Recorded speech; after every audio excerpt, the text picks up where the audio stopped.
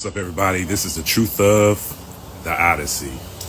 Yes, the Odyssey. Yes. If you were born anywhere from the 1980s all the way to maybe early 2000s, the Odyssey, written by Homer, said thousands and thousands of years ago, has been a part of the school curriculum. It's something that we would read and we studied. You have to do tests on. It is the compilation of many psalms or stories about Odysseus's journey far out in the world and back home to rule over his nation.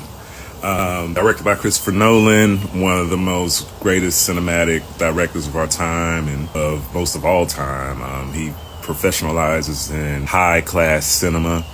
He has brought us many great cinematographic films. He did not miss on this one. This would be the second ever visionary film of the Odyssey made, other than the original one that we would watch back in school.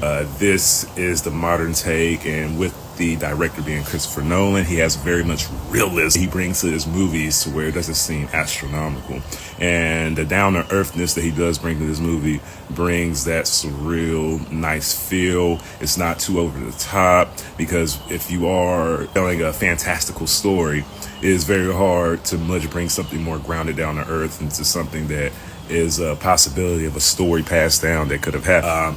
The actors, everyone delivered. There was a lot of controversy on as far as always with the representation of race and whatnot, and to try to be historically accurate.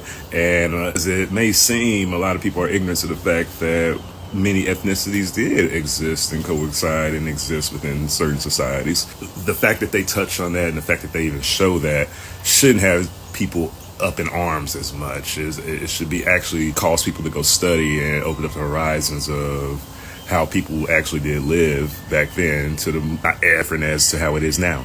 This is very much has a compilation of action, sci-fi, thriller, and then there's even a hint of horror.